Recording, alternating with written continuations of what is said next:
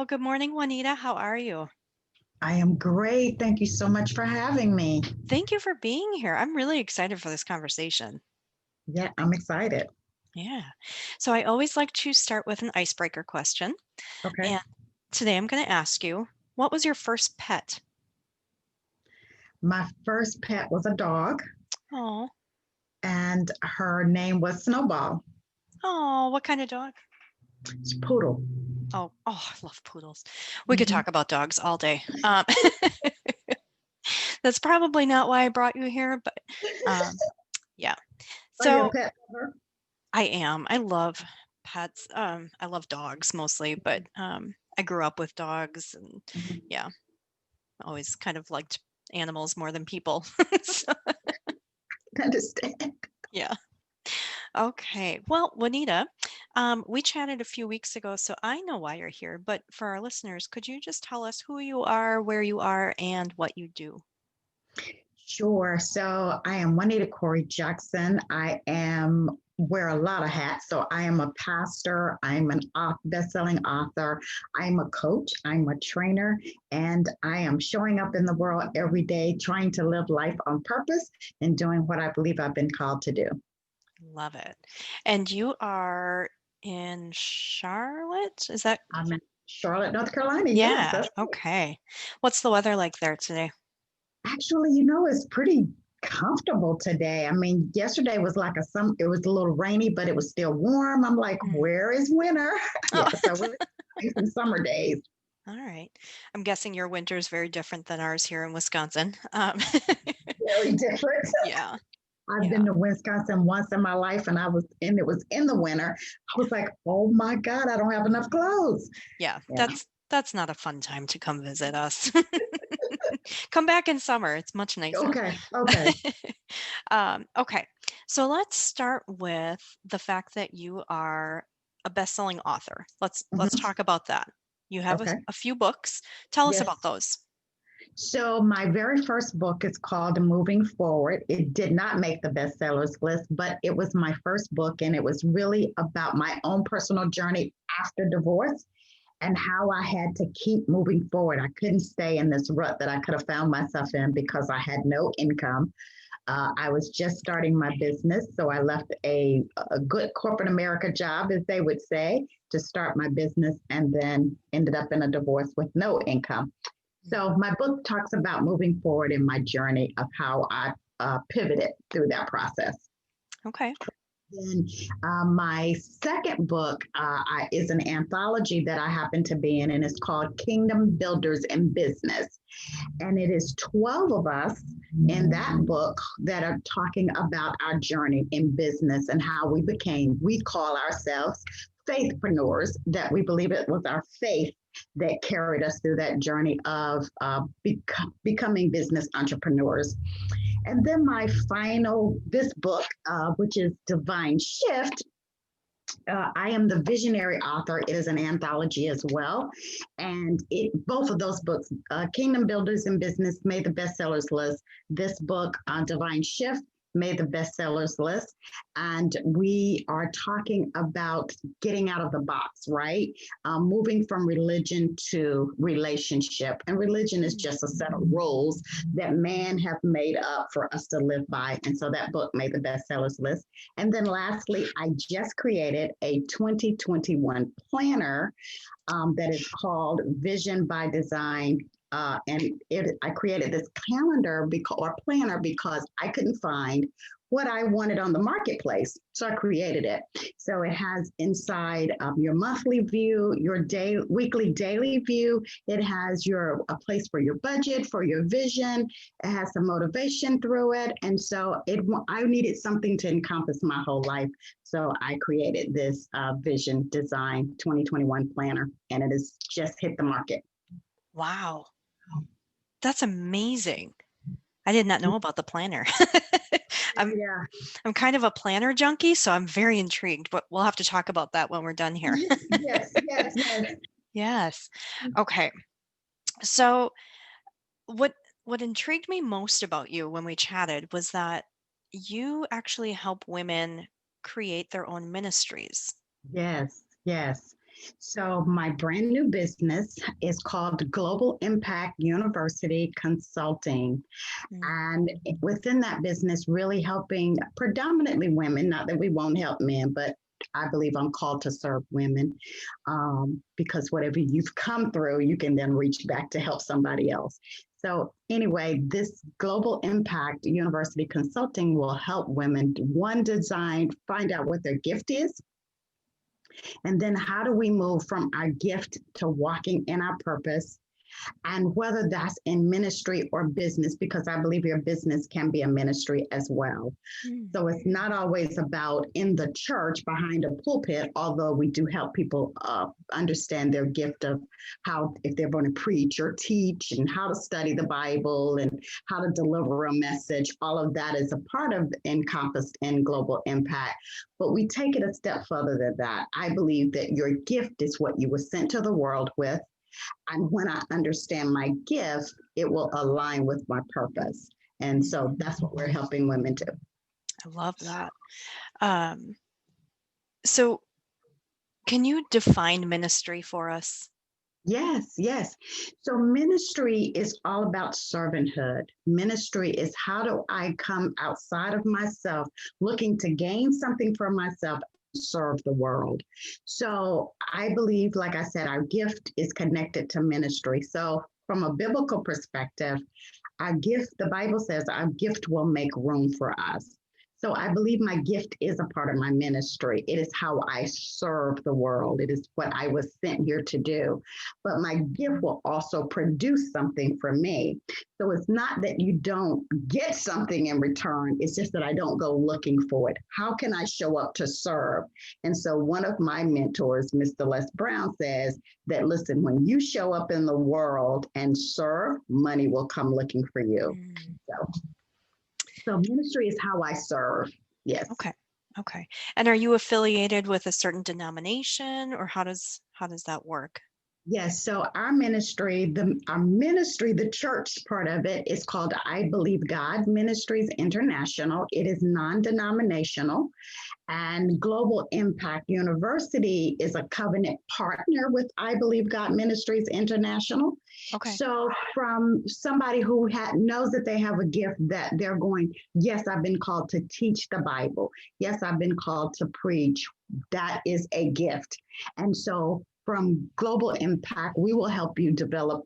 This is how you study the Bible. This is how I show up to minister to someone, to help them find salvation, to help them develop a relationship with God, or deliver a message from a pulpit or a stage. Then the license, because there is a license that you have to have as a preacher, as a minister, I Believe God Ministries International, which I oversee that ministry, will license that person as a licensed minister, that you can then perform weddings and funerals and all of that stuff that encompass a minister. So I hope that makes sense, that we are Yeah. non-denominational, we are multicultural, and we just love people. Yeah. That actually does make sense to me. I don't remember if I shared this with you, but I'm an ordained minister who only performs weddings. That's all I do. Um, Wow. yeah. So Okay. I was ordained with the Universal Life Church, and Okay. I I don't I was raised Catholic. Okay. Got away from that, and in order to get ordained, I had to find a church, and Mm-hmm. that one, I mean, it's very. I'm sure you've heard of it, you know about it, but it's for anybody who doesn't, it's very base level. And their basic idea is just be a decent human being. Like, that's Mm-hmm. the only requirement. And I was like, I can get on board with that. Um, and I've been doing that for 11 years. And Wow. I personally feel very uncomfortable saying I'm an ordained minister, because to me, Mm. a minister has a flock, and they teach the Bible, and there's more to it than just performing wedding ceremonies. So I just say that I'm a wedding officiant. That's how I describe Okay. myself. Um, Okay. so I was curious to hear what your definition of ministry was. So that Yeah. makes much more sense to me. Yeah, it's serving. And so while I think that you are serving when you're marrying people, because I believe marriage itself is a ministry, Mm, because those two people come together to serve each other. They come together to make a covenant agreement with each other. And so you are an instrument in the world that God is using to bring those two people together in ministry for their lives. They're going to perhaps birth children and raise them, which is another extension of ministry. So yeah, I love it. all right. Cool. Yeah. I'm on board with that. Okay. So you said that you're also a coach, and I'm assuming that this means you're coaching women and helping them build their ministries. But do you ever get women who maybe are feeling a little lost or they're not quite sure what they believe? Can you kind of go through that coaching process with me? Yeah. So the first thing, of course, would be a free consultation to kind of just become centered to find out if we're a good fit to even work together. Okay. And then, but from your perspective of that example would be to help women understand who they are, and who they've been created to be. I think we lose our value sometimes Mm. in marriage, and we lose our value in being a mom, and we put everybody else first, and we think, oh, I'm a mom, I'm a wife, but you're first a person. You're the individual. And until you're clear about who you are and love yourself, you really can't love or help anybody else completely. Oh, you're speaking to my soul today. This has become such a common theme in all of my interviews. And it doesn't matter how people are serving women, it Mm-hmm. comes down to that one core thing that we do lose ourselves in our Yeah, children and our careers and our husbands. And we forget that we are people with yeah, thoughts and feelings and opinions and needs and wants. And oh, man, I yeah, love this. Okay. yeah. I love it. Um, So can you give me a story about maybe one of your not necessarily most successful, but like one of your clients or I don't know what you call them, but women that you work with that really just like dug into your feelings and your emotions and you're like, "Yes, I am so proud of this one." Can you just tell us about one? Um, well, yes, I think the best, let me tell you my own story first, is Okay. because um, I never wanted to be a pastor. I never wanted to be a minister. I grew up a PK, right? A preacher's kid. So my parents, Aha. never doing that. So my own story is that I lost myself in marriage, in uh, being a mom, and all of this stuff. And when I decided to focus on my business, when I decided I'm going to try something for myself, my world crashed. My husband left, and he did want to be a pastor and was pastoring. And so while I didn't want to be a pastor or a first lady or any of that, I was serving him. And so that was his Mm. goal, his vision. And I had all of these people around me, predominantly women, who said, we feel now that we are left as well. Not only was he divorcing me, but he was also divorcing everybody in this church. And Wow. so I think that's my story, is that, and it encompasses so many people, because while I agreed, the person that was over our ministry at the time, I agreed to teach that particular church until they found a new pastor. Um, a year and a half later, I ended up becoming that Mhm. pastor. And those people are still with me today. Oh, So, and and they're growing, they're working in my business with me, they're helping me build the ministry. And so I think that encompasses so many people. So it wasn't, in my scenario, it wasn't just me getting divorced, it was a whole group of people getting divorced. So to bring them along. wow. Oh my gosh. Okay. That's amazing. Yeah, So you didn't go looking for it, it found you. It found me.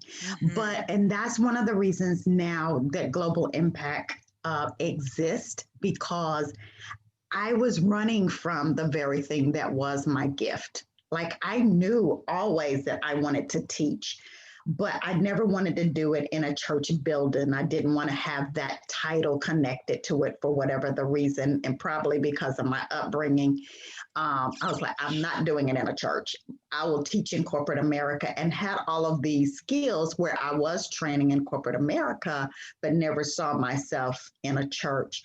But once I had to surrender my own will to the purpose for my life, I wouldn't take anything for it today. Now I am really aligned with what I believe what I was sent here to do. And everything for my business, for my life began to fall into place when I surrendered. Was there a moment where you just said, okay, I accept this. This is my calling. This is what I'm meant to do. Or was it just kind of a gradual and then you woke up and you're like, okay, this is what I'm doing?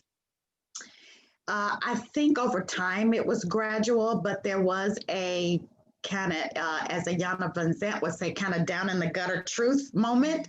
I seemed to, so I didn't say this on the onset, but my day job when I left corporate America was real estate.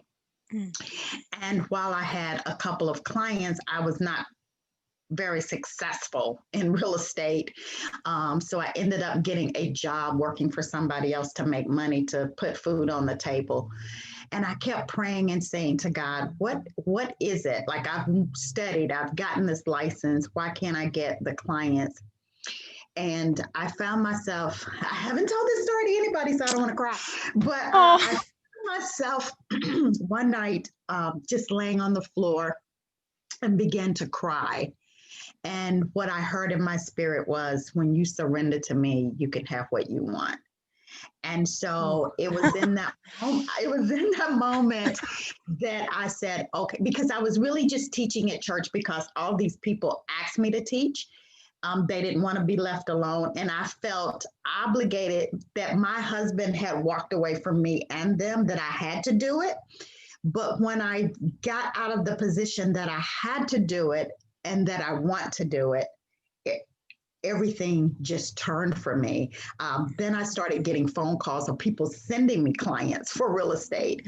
And so it was just, I think God was just trying to get my attention. And so I, from the marriage perspective, I think that was over long before it ended. But it was quote unquote, you grew up in church, you can't get divorced, da da da da da. And there have been plenty of reasons, even from a biblical perspective, that I could have gotten divorced and not had this cloud over my head. And so I remember saying to God that I was so unhappy within the marriage. I said, I can't leave him, so I need him to leave me. I Mm. never said that to him. And it was a couple of months later that he made the decision that he didn't want to be married anymore.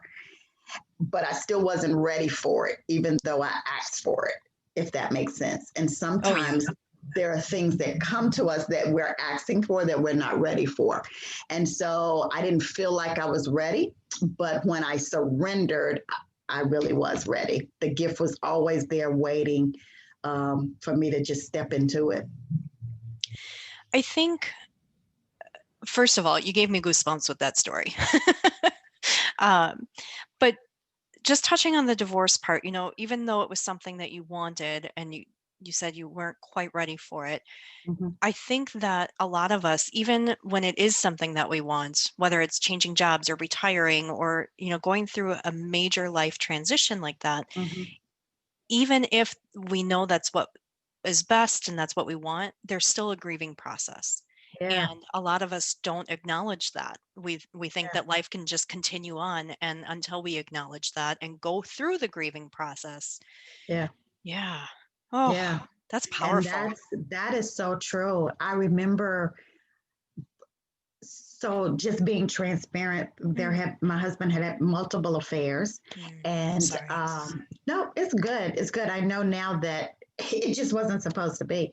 But I was so in love with the theme of being married Mm, that I settled for less than what was rightfully due to me. And so when I got to that place, I wasn't sad that he left. I was sad that the marriage was over. Yes. And so that was my grieving process. It wasn't about him at all. It was about this facade that I had set up of what my life was supposed to look like was Hmm. over. And so I had to go through a grieving process for that, but I never went through a grieving process for him. I Right. hope it makes sense. Yeah. Oh yeah. The Yeah. the dream of what we thought we had or Yeah. what we That thought would Cinderella be. story. Yes, yes. That pumpkin that turns into a carriage. Yeah. Yeah. Yeah. Okay. So the other thing that really stuck out to me with our conversation was the title that you have given yourself, because I Mhm. think that it is spot on, but so creative. Can you tell us what you call yourself? Yes, I am a visionary transformational specialist. Oh, it's so beautiful and it just flows and it very accurately describes what you do. Yeah.